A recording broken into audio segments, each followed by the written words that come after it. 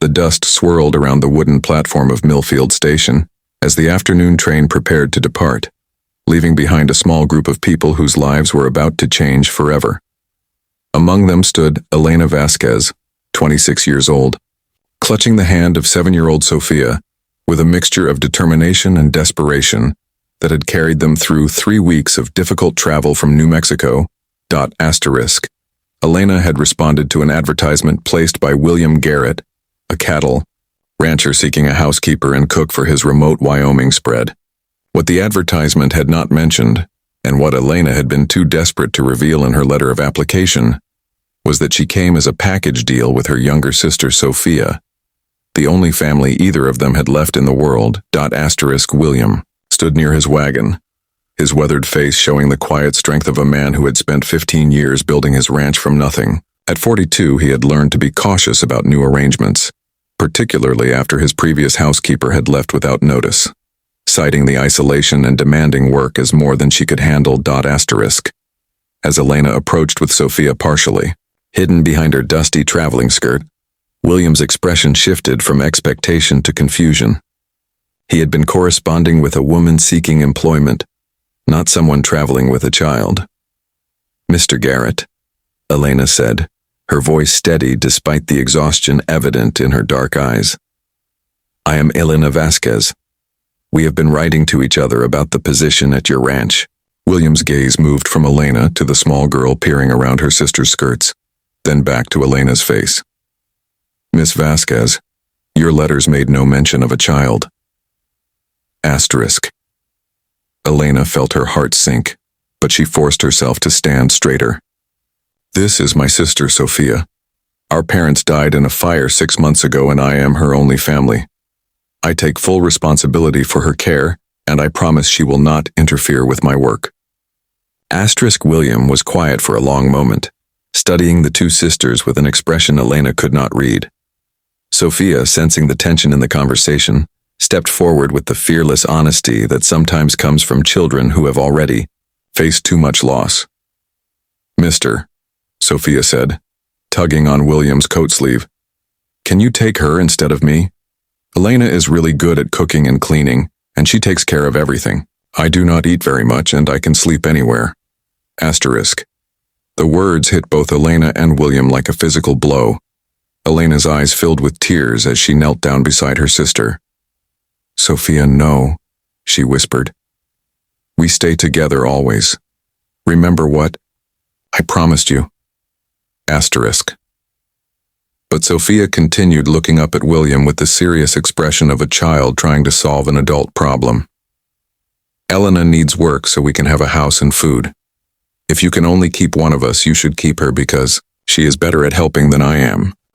William felt something crack in his chest as he looked at this small girl, who was willing to sacrifice herself for her sister's welfare. In Sofia's innocent offer, he recognized the same fierce loyalty and selflessness that had defined his own relationship with his younger brother before tuberculosis had taken him 5 years earlier. Elena stood up, her composure finally cracking. "Mr. Garrett, I understand that this changes everything. If you cannot accommodate both of us, we will find another solution. But Sofia is right about one thing. We do stay together, no matter what." She paused, then continued with quiet dignity. "I am sorry for not being honest about our situation from the beginning. I was afraid that if you knew about Sofia, you would not consider me for the position. But I should have trusted that the right employer would understand that we are a family." William looked at these two sisters who had clearly been through more hardship than anyone should have to endure, yet still maintained their loyalty to each other above their own individual survival. Sofia's willingness to sacrifice herself for Elena's benefit, and Elena's absolute refusal to abandon her sister, spoke to values that William respected above any other qualification. "How old are you, Sofia?" William asked, crouching down to the child's level. "7, sir," Sofia replied, "but I am very responsible. I can help Elena with cooking, and I know how to feed chickens and gather eggs." William smiled, the first genuine expression of warmth Elena had seen from him. "7, is exactly the right age for learning ranch work, and I happen to have a barn cat who could use someone to help take care of her new kittens. Asterisk. He stood up and faced Elena directly. Miss Vasquez, I appreciate your honesty, and I understand why you felt you needed to protect your sister. The truth is, this ranch is big enough and lonely enough that having two people here might be exactly what it needs. Asterisk. Elena stared at him in amazement. You mean you will hire us both? I mean I will hire you as my housekeeper and cook, and Sophia as my assistant animal caretaker and general helper, William replied. The pay will be adjusted to account for both positions, and there is a small cabin near the main house that should be perfect for the two of you. Asterisk. Sophia clapped her hands together with the first real joy Elena had seen from her since their parents' death. Can I really help take care of the animals? I would not have it any other way, William assured her, but first we need to get you both settled and fed. It is a long ride to the ranch, and Mrs. Henderson in town packed us some food for the journey. Asterisk. As they loaded Elena and Sophia's few belongings into the wagon and began the journey to William's ranch, he listened to their story with growing respect for Elena's courage and determination.